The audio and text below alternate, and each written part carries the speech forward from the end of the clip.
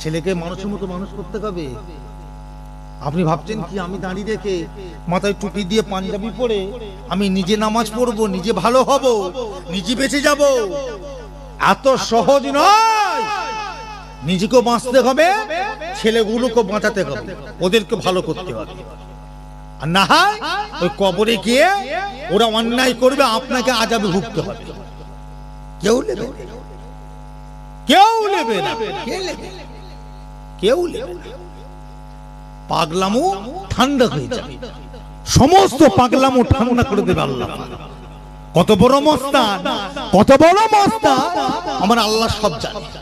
কি জানে না? জানে না, আল্লাহ সব বোঝে। ভালো হতে শেখেন, বারবার করে একটাই কথা বলছি, চরিত্রমান হতে শেখেন, আখলাক মান হতে শেখেন, আখলাকে রাসূল তৈরি হন, আখলাকে আউলিয়া হন, হাক্কানি উলামায়ে কিরামদের মতো হন। এ নাও খালি মুসলমান, যারা ভালো হয়েছিলেন তাদের দিকে শিক্ষা নেন। পাগামু করবেন না, ঠান্ডা মতে চলে, ঠান্ডা হয়ে চলে। আমার ভাই জানে না, আমার বাবাজিরা, আমাদের মুরব্বীরা, আমাদের ছেলেরা, বাচ্চারা, যুবক তরুণরা পরিবর্তন। বুড়ি মেয়েটাকে জিজ্ঞাসা করলে আল্লাহর ওলিটা, আচ্ছা মা, আপনার ছেলে কি দুনিয়ায় বেঁচে আছে? আপনার ছেলে কি দুনিয়ায় বেঁচে আছে? তখন বুড়ি মেয়েটা বলছে হ্যাঁ বেঁচে আছে। কই মা? কোথা গেলে পাবো মা? বলছে অমুক জায়গায় চলে যান, আমার ছেলের নামেই ওখানে যে খোঁজ করে। আল্লাহর ওলিটা হেঁটে হেঁটে যাচ্ছেন, ওই গ্রামের মধ্যে ঢুকে পড়লেন। জিজ্ঞাসা করে ভাই, আচ্ছা বলুন দেখি এই নামে কি এখানে কোনো ছেলে আছে? বলছে হ্যাঁ আছে। যাকে জিজ্ঞাসা করবে সে বলে হ্যাঁ আছে। আচ্ছা কোথায় গেলে পাবো? বলছে ওই আড্ডা, ওই যে আড্ডাখানা, ওইখানে গেলে পাবো।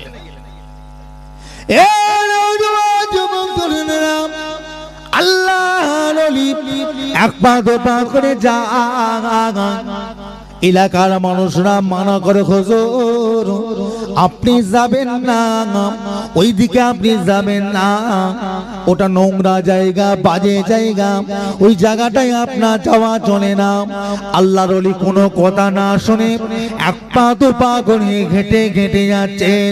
ওই মদের আড্ডা, জোয়ার আড্ডা, নোংরা জায়গায় ঢুকে পড়ে ওই ছেলেটার নাম ধরে ডাকলেন, কে আছো বাবা? ছেলেটা বাইরে বেরিয়ে এসেছে। আল্লাহর ওলিকে দেখে ছেলেটা ভয় পেয়ে গেলেন। হুজুর আপনি কি করতে এসেছেন বলেন? আল্লাহর ওলি বললেন, ও বাবা ছেলে, ও বাবা ছেলে, এখানে তুমি কি করো? ছেলেটা কথা বলতে পারে না, বলে বাবা তোমার কি মা বেঁচে আছে? হুজুরা বেঁচে আছে।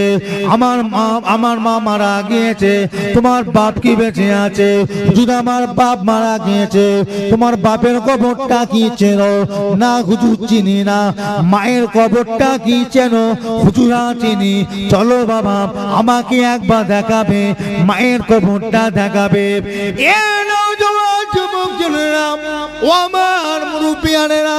ছেলেটা এক পা দু পা করে জাগায়, আল্লাহর ওলিকে সঙ্গে করে নিয়ে যায়। কিছুটা যাওয়ার পরে আমার আল্লাহর ওলিকে জিজ্ঞাসা করলে, বাবা তোমার মায়ের কবরে আযাব হচ্ছে, এটা কি তুমি জানো? না হুজুর জানি না। চলো বাবা তোমার মায়ের কবরে আযাব হচ্ছে, একবার দেখবে চলো। ছেলেটাকে সঙ্গে করে নিয়ে মায়ের কবরের পাশে গিয়ে দাঁড় করিয়ে দিলেন। মায়ের কবরের পাশে ছেলেটা দাঁড়িয়ে আছে। আল্লাহর ওলি দুটো হাত তুলে গিয়ে আমার আল্লাহর কাছে দোয়া চাইতেন, আল্লাহ পাক, আল্লাহ পাক এর মায়ের সঙ্গে এর দিদার নসিব করিয়ে দিন। দোয়া চাইতে চাইতে আমার আল্লাহ পাক মায়ের সঙ্গে ছেলেটার দিদার নসিব করিয়ে দিলেন। জোরে বলুন। ছেলেটা দাঁড়িয়ে দাঁড়িয়ে মাকে দেখতে পাচ্ছে। ছেলেটা দাঁড়িয়ে দাঁড়িয়ে মাকে দেখতে পাচ্ছে। আল্লাহর ওলিদের, আল্লাহর ওলি যারা, কি গো আল্লাহ তাদের ক্ষমতা দিয়েছেন না দেননি? একটু কথা বলে। দাদা হুজুর পীর কেবলা ওয়াজ করতে যাচ্ছেন গরুর গাড়ি করে, বসিরহাটের দিকে যাচ্ছে। বসিরহাটের দিকে যেতে গেলে হারোয়া পড়ে আগে, হারোয়া আগে পড়ে না বসিরহাট যেতে গেলে। তা হারোয়ারে একটা মাজার আছে, নাম জানেন? একজন আল্লাহ ওলির মাজার আছে না, কি নাম? পীর গোরা চাঁদ। রহমাতুল্লাহ আলাইহি, যার ভালো নাম হলো হযরত সৈয়দ আব্বাস আলী গাজী রহমাতুল্লাহ আলাইহি। দাদা হুজুর গরু গাড়ি করে যাচ্ছে, গরু গাড়ি যে চালায় তাকে কি বলে? গাড়ুয়ান। বলে বাবা একটু গাড়িটা দাঁড় করাও তো বাবা। দাঁড় করিয়েছে। বললো বাবা সবাই নেমে পড়ো, এসো বাবা একটু আল্লাহর ওলির মাজারটা জিয়ারত করি। চলো বাবা বলে হারওয়ান মাজারের পাশে গিয়ে দাদা হুজুর কেবলা হুজুরের মাজারের পাশে গিয়ে সালাম দিলেন। কিভাবে? আসসালামু আলাইকুম ইয়া ওলি আল্লাহ। দিয়ে চুপ করে দাঁড়িয়ে আছে। আবার কিছুক্ষণ পরে আসসালামু আলাইকুম ইয়া ওলি আল্লাহ, চুপ করে দাঁড়িয়ে আছে। আবার কিছুক্ষণ পরে আসসালামু আলাইকুম ইয়া ওলি আল্লাহ, আবার চুপ করে দাঁড়িয়ে আছে।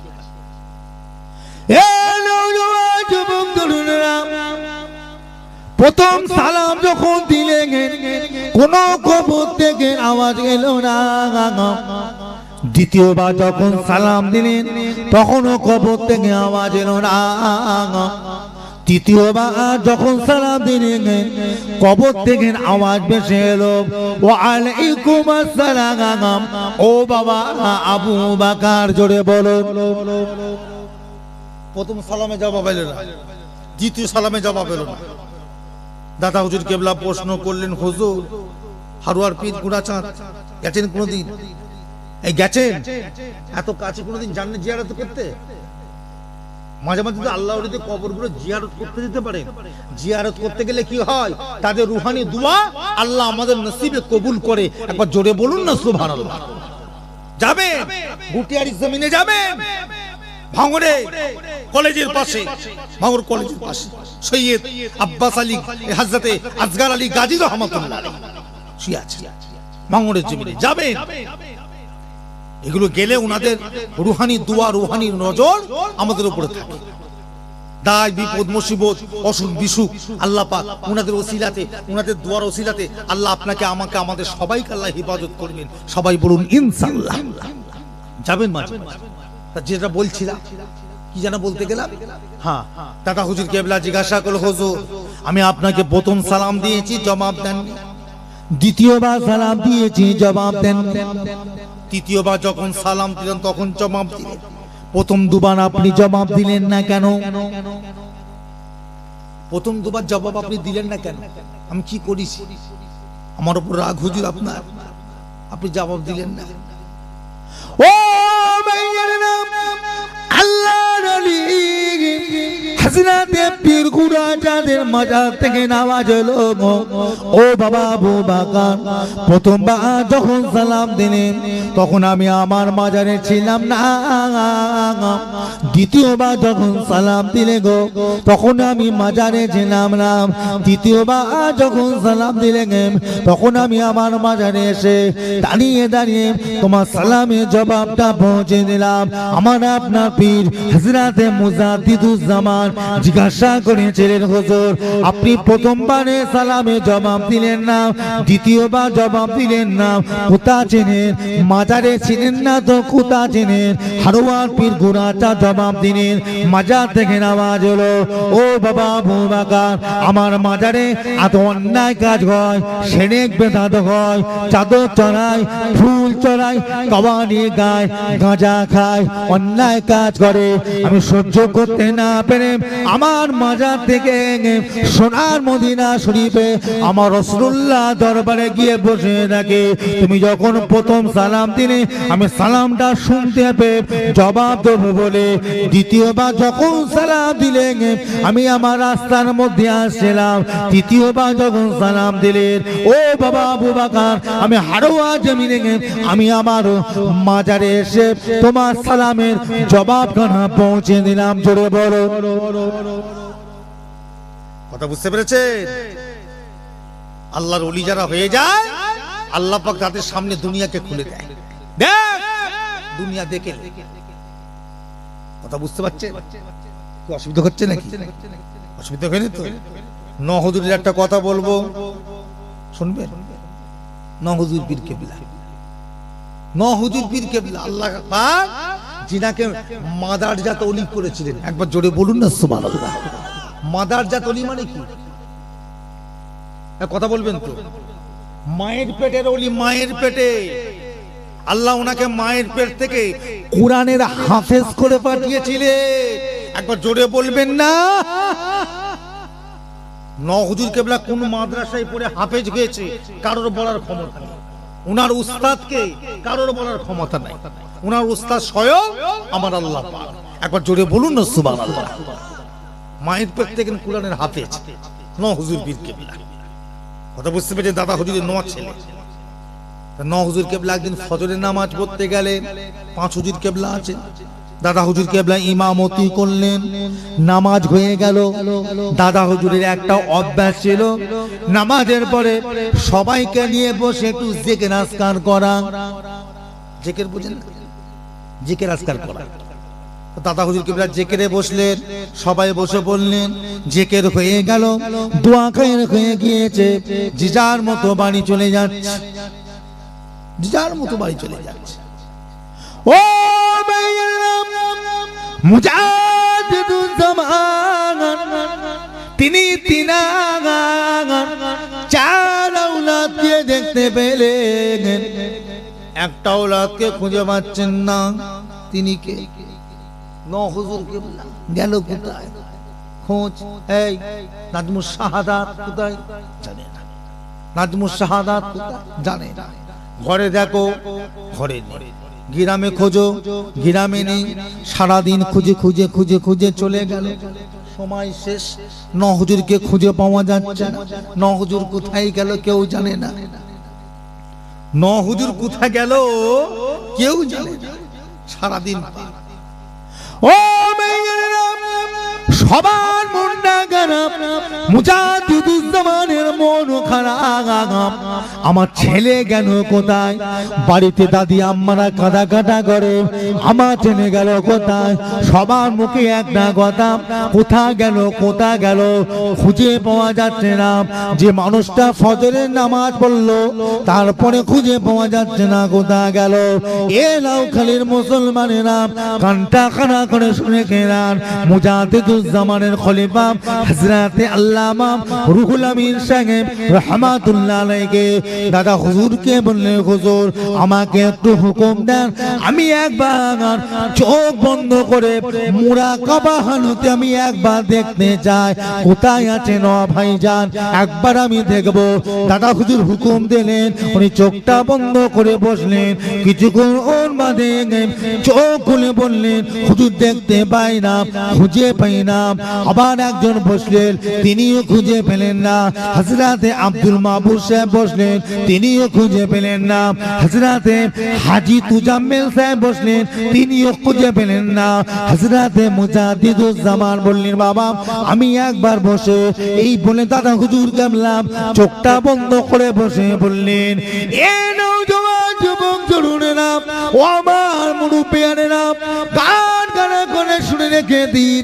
হযরতে দাদা হুজুর কেবলা চোখটা বন্ধ করে বসে আছে।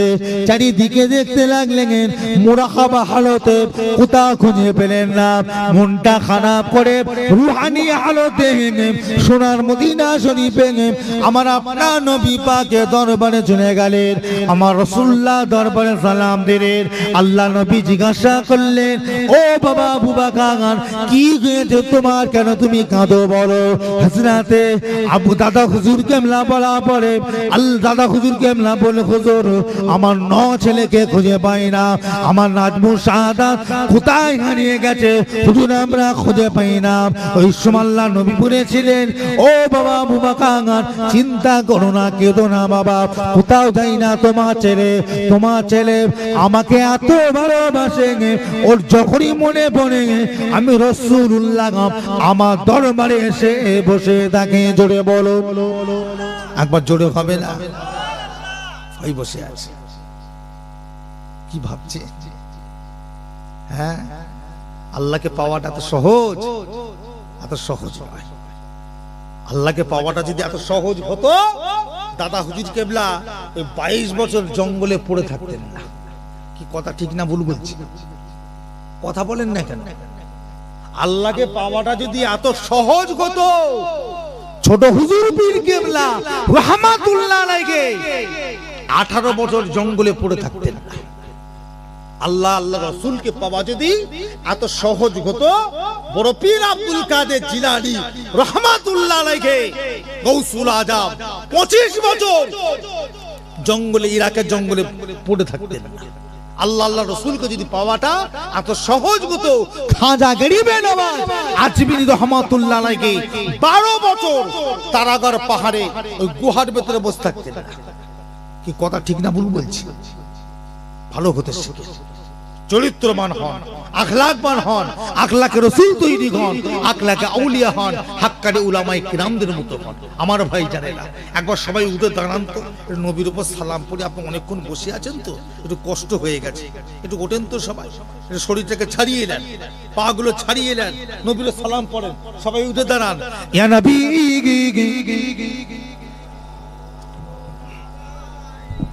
কালেকশন করুন, হাতে না চোখ।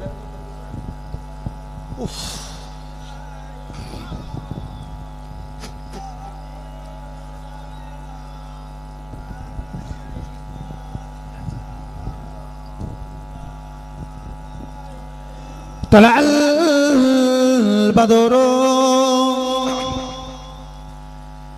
علينا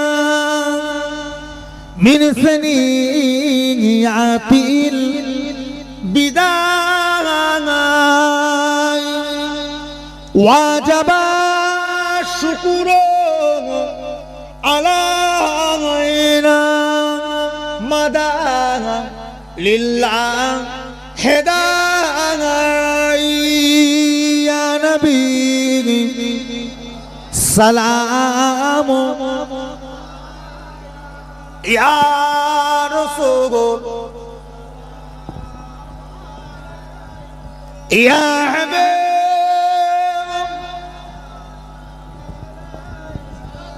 سلام জিবরাইল দিলেন এনজে আওয়ান, খুলে দাও আসমান আনেন দোয়ার, এসেছেন নবী ঈদের সাগরদান করিতে আল্লাহ আরতি